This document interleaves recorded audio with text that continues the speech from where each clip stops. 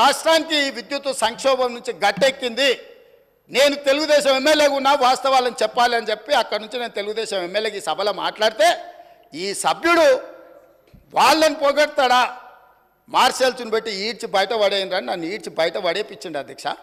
ఈరోజు మీ ద్వారా తెలంగాణ సమాజానికి ఈరోజు నేను చెప్పదలుచుకున్న అధ్యక్ష, ఆ రకంగా తెలంగాణ రాష్ట్రాన్ని విద్యుత్ సంక్షోభం నుంచి ఆనాడు జైపాల్ రెడ్డి గారు, సోనియా గాంధీ గారు, మన్మోహన్ సింగ్ గారు కాపాడినరు.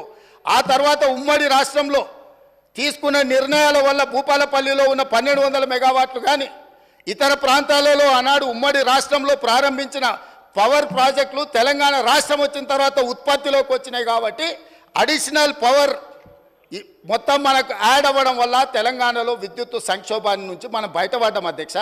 ఇవాళ నేను సూటిగా సవాలు విసురుతున్నా. ఆనాడు 7000 చిల్లర మెగావాట్లు ఉంటే మేము 19,000 చిల్లరకి తీసుకెళ్ళినామని. ఎవరు అధ్యక్ష? వీళ్ళ తాతలు ఏమన్నా ఉత్పత్తి చేసిరా, వీళ్ళేమన్నా చేసిరా? సోలార్ పవర్ ప్రాజెక్టులో 5,600 మెగావాట్లు ఈరోజు చెప్పుకుంటారు కదా. ప్రైవేటు పెట్టుబడులు ప్రైవేట్ వాళ్ళు తీసుకొచ్చి పెట్టింది అధ్యక్ష. రాష్ట్ర ప్రభుత్వానికి అనాపైసే సంబంధం లేదు. 10 సంవత్సరాలు వీళ్ళ ఏలుబడిలో సోలార్ పవర్ ఓన్లీ 1 మెగావాట్ అధ్యక్ష. సిగ్గు లేకుండా ఇంకా కూడా మేము విద్యుత్తును ఉత్పత్తి చేసామని అబద్ధాలు చెప్పి సభను తప్పుదోవ పట్టించే ప్రయత్నం చేస్తున్నారు అధ్యక్ష. అదేవిధంగా అధ్యక్ష, ఇవాళ బిహెచ్ఎల్కు మేము నామినేషన్ పేజ్ మీద ఇచ్చినాం. గవర్నమెంట్ టు గవర్నమెంట్ ఇస్తే కమిషన్లు వస్తాయా? ఇది పద్ధతేనా?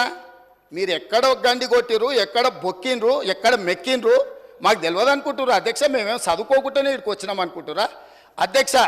బిహెచ్ఎల్కు ఉన్న కెపాసిటీ, ఎలక్ట్రో మెకానికల్ ఎక్విప్మెంట్ ఉత్పత్తి చేసే సామర్థ్యమే ఉంది.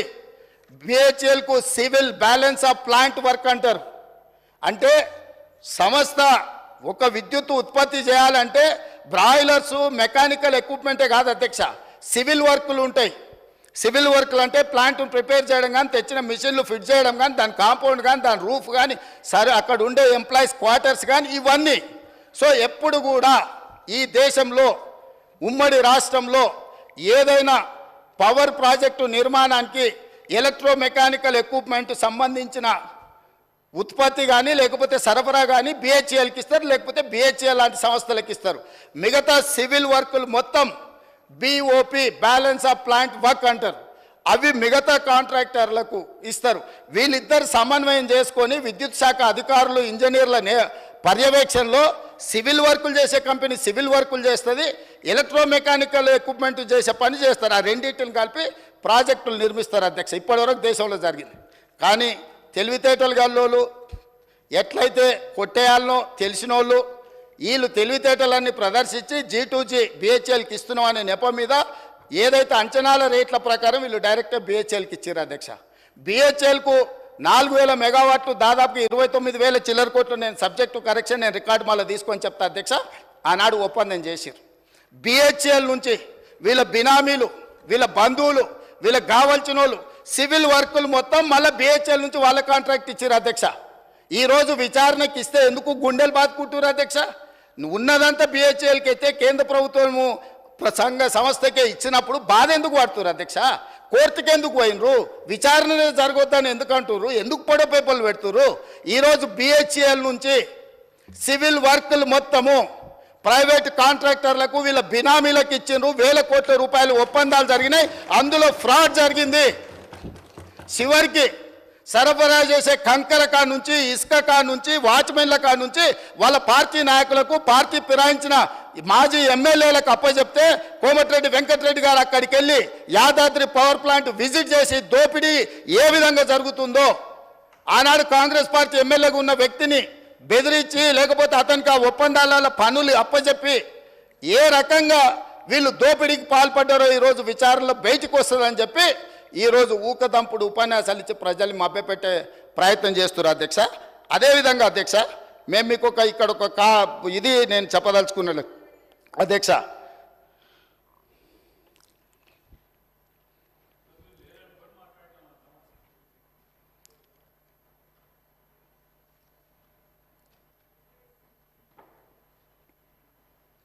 $2,400 మెగావాట్ల పవర్ ప్రాజెక్ట్ టెండర్ పిలిస్తే BHEL Korean company, BHEL company, ఇంకొక కంపెనీ టెండర్లో పార్టిసిపేట్ చేసింది అధ్యక్ష.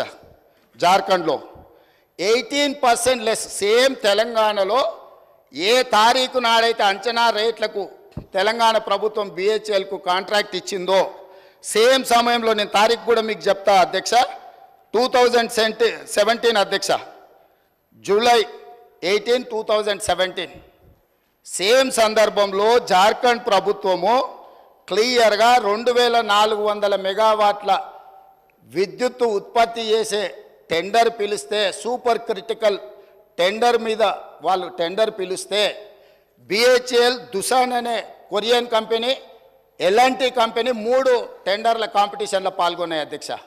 ఇదే బిహెచ్ఎల్ 18% లెస్ కోట్ చేసి ఆ వర్క్ తీసుకున్నది అధ్యక్ష.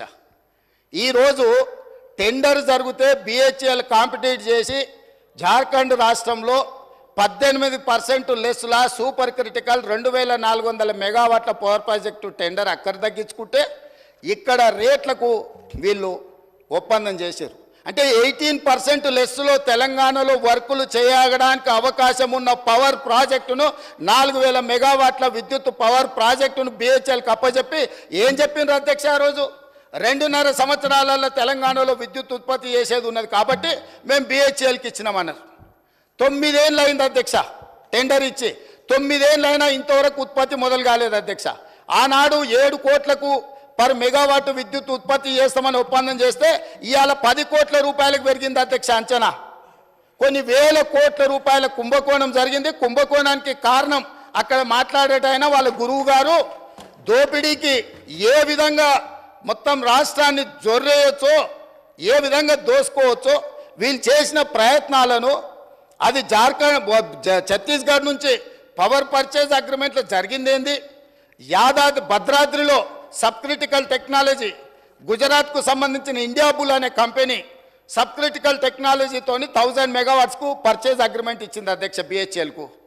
ఆ తర్వాత 2011లో కేంద్ర ప్రభుత్వం ఒక యాక్ట్ తీసుకొచ్చింది, పార్లమెంటులో అమెండ్ చేసి 2013 సంవత్సరం లోపల దేశంలో ఉన్న అన్ని సబ్ క్రిటికల్ టెక్నాలజీ పవర్ ప్రాజెక్టులను అన్నిటిని కూడా సూపర్ క్రిటికల్కు మార్చుకోవాలి.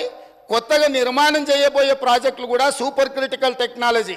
సబ్ క్రిటికల్ టెక్నాలజీ అంటే నేను సింపుల్గా చెప్పదలుచుకున్నా అధ్యక్ష, సబ్ క్రిటికల్లో నువ్వు బొగ్గు పోసి ఉత్పత్తి చేస్తే బూడిద బొచ్చడు వస్తుంది, విద్యుత్తు తక్కువ వస్తుంది అధ్యక్ష, కాలుష్యం ఎక్కువ వస్తుంది అధ్యక్ష. సో కాలుష్యాన్ని నియంత్రించడానికి, విద్యుత్ ఉత్పత్తి సామర్థ్యాన్ని పెంచడానికి, బూడిదను తగ్గించడానికి ఆ కాలం జల్లిన సబ్ క్రిటికల్ టెక్నాలజీని ఆపేసి సూపర్ క్రిటికల్లో బూడిద తక్కువ, విద్యుత్తు ఎక్కువ, కాలుష్యం నియంత్రించవచ్చని సూపర్ క్రిటికల్కి వెళ్ళమని మన్మోహన్ సింగ్ గారు కేంద్ర ప్రభుత్వం చట్టం తీసుకొచ్చింది. చట్టం తీసుకొచ్చి కట్ ఆఫ్ డేట్ కూడా ఇచ్చింది. 2011లో చట్టాన్ని చేసినప్పుడు 2013 ఆఖరి వరకు ఇవన్నీ కూడా మార్చాలి కొత్తయని.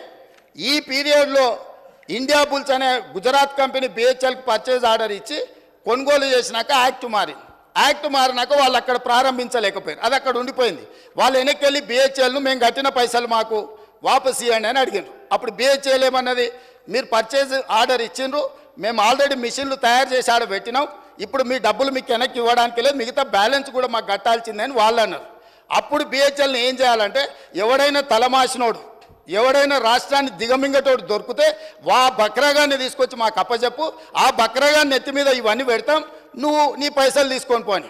అప్పుడు ఆ బక్రా ఎవరైనా అంటే అక్కడ మాట్లాడటాయన అయిండు, కమిషన్ల కక్కుర్తిపడి ఇండియా బుల్ నుంచి 1000 కోట్లు మెక్కి కాలం జల్లిన సబ్ క్రిటికల్ టెక్నాలజీని బిహెచ్ఎల్ నుంచి మేము కొనుగోలు చేస్తామని వీళ్ళు వెళ్ళి ఒప్పందాలు చేసుకున్నాక వీళ్ళు పేమెంట్లు బిహెచ్ఎల్ చేస్తే బిహెచ్ఎల్ ఇండియా బుల్స్ గుజరాత్ కంపెనీకి పైసలు వాపసు ఇచ్చింది అధ్యక్ష.